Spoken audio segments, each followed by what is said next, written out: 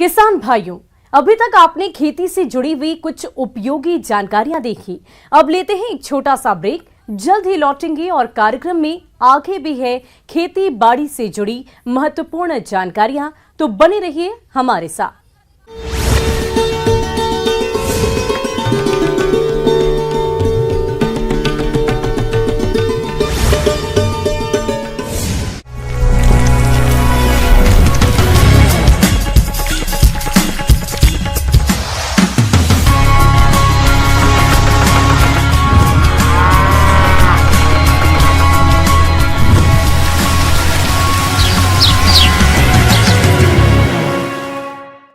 और ब्रेक के बाद आप सभी दर्शकों का अन्नदाता में स्वागत है।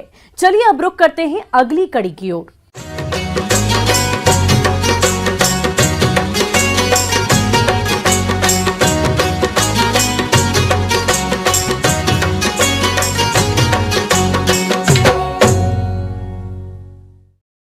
प्रदेश के कई किसान फूल गोभी की खेती करते हैं। फिलहाल ये फसल बढ़वार की अवस्था में है। आमतौर पर इस मौसम में फसल पर शुरू से ही हानिकारक कीटों का प्रकोप होने लगता है, जिसका सीधा प्रभाव पैदावार पर पड़ता है। इसलिए समय रहते इन कीटों की पहचान कर रोकथाम करना बेहद जरूरी होता है। तो फूल गोभी की फसल में कैसे करें कीटों की रोकथाम, जानते हैं बिहार कृषि विश्वविद्यालय सबौर जिला भागलपुर के कीट वैज्ञानिक डॉक्टर तमोघना साहा से।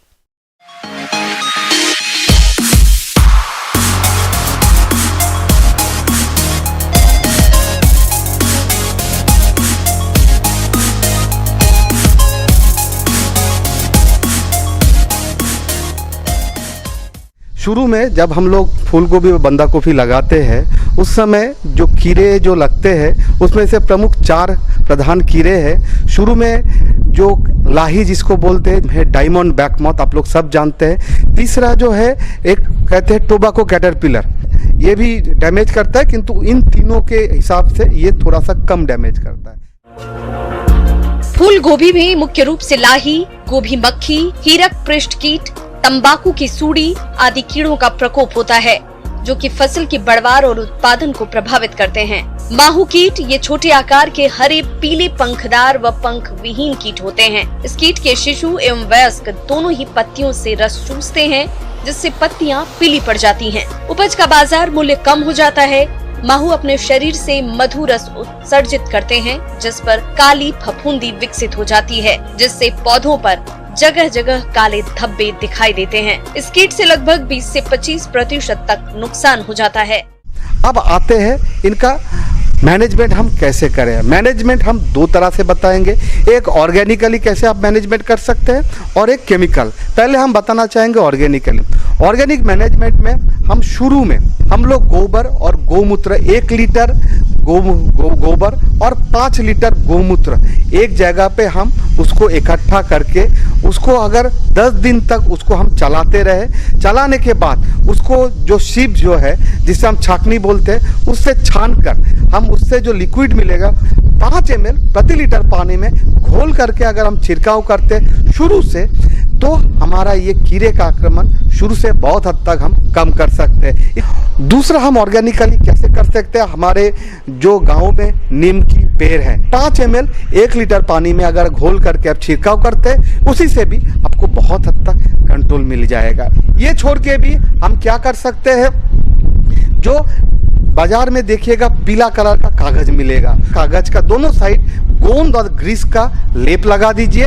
लेप लगा के आप जो है 20 से 25 मीटर के दूरी पे आप अगर लगाते रखे, उसमें वो सड़ जाएगा, जिससे वो बाहर फिर निकल नहीं पाए। इससे जो है हम बहुत हद तक अपने लाही को मैनेज कर सकते हैं। इसके नियंत्रण के लिए परभक्षी कीट लेडी बर्ड बीटल को बढ़ावा देते हैं या मिथाइल डिमेटान या डाइमिथोएट 1.5 मिलीलीटर प्रति लीटर पानी में घोलकर छिड़काव करें। रस चूसने वाले कीट जैसे माहू और थ्रिप्स का प्रकोप दिखे तो इमिडाक्लोप्रिड 1 मिलीमीटर और 3 लीटर पानी में मिलाकर इसे स्प्रे करें। यदि थ्रिप्स का हमला दिखे तो ट्राइजोफॉक्स डेल्टा मैथ्रीन या साइपरमेथ्रीन 5 मिलीलीटर को 10 लीटर पानी में मिलाकर स्प्रे करें। अब आते हैं दूसरा कीट जिसको हम लोग बोलते हैं डायमंड बैकमॉथ। आप लोग सभी अच्छे से जानते हैं, ये जो पिल्लू जो है ये हरा कलर का होता है एवं बहुत ही छोटा छोटा होता है और ये पहले पत्ती को डैमेज करता है,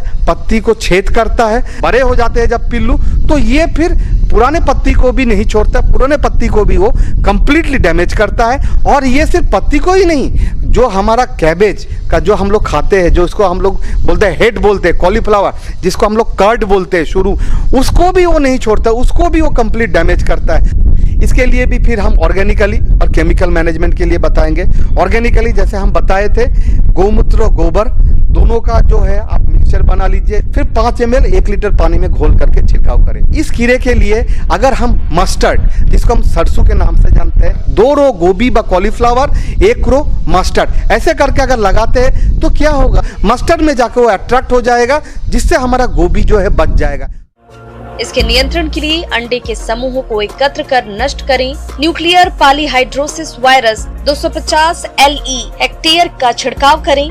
मेलाथियान 2 मिलीलीटर प्रति लीटर या स्पाइनोशेड 25 SC को 15 ग्राम सक्रिय तत्व प्रति हेक्टेयर की दर से 10 से 15 दिन के अंतराल पर छिड़काव करना चाहिए। तीसरा जिसका नाम बताएंगे टोबैको कैटरपिलर व स्पोडोप्टेरा लिट्यूरा। आप लोग जानते हैं इसका पिल्लू जो है भूरा कलर का होता है, भूरा कलर का, और अंदर पिल्लू में हल्का हल्का दाग भी रहता है। और एडल्ट जो है इसका जो अगले वाला जो पंख है वो हल्का सा उजला कलर है और पिछले वाला जो पंख है ये भूरा कलर का होता है।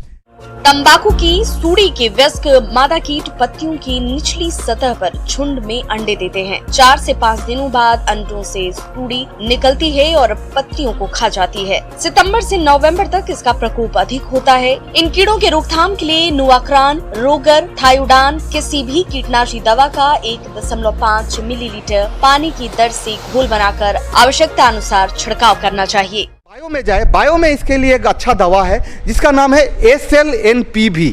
जैसे हेलिकोबार्पा के लिए है HNPV, इसके लिए है SLNPV।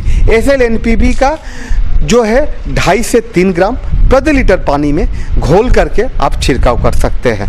और इसके लिए भी फेरोमोन ट्रैप उपलब्ध है। फेरोमोन ट्रैप का नाम है फेरोडिन SL।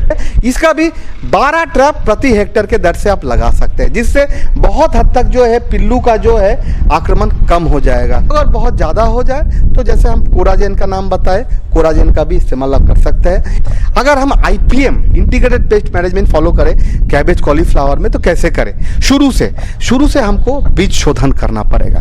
इमिडाक्लोप्रिड तो 5 ग्राम प्रति केजी सीड के दर से हम लोग जो है बीज शोधन करते हैं। उसके बाद हम लोग जैसे बोलते हैं समर प्लाविंग हमको करना पड़ेगा।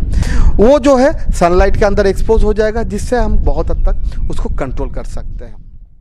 आगे और भी है खेती बाड़ी से जुड़ी हुई बहुत सी रोचक जानकारियां, पर यहां पर रुकेंगे एक और छोटे से ब्रेक के लिए और जल्द हाजिर होंगे।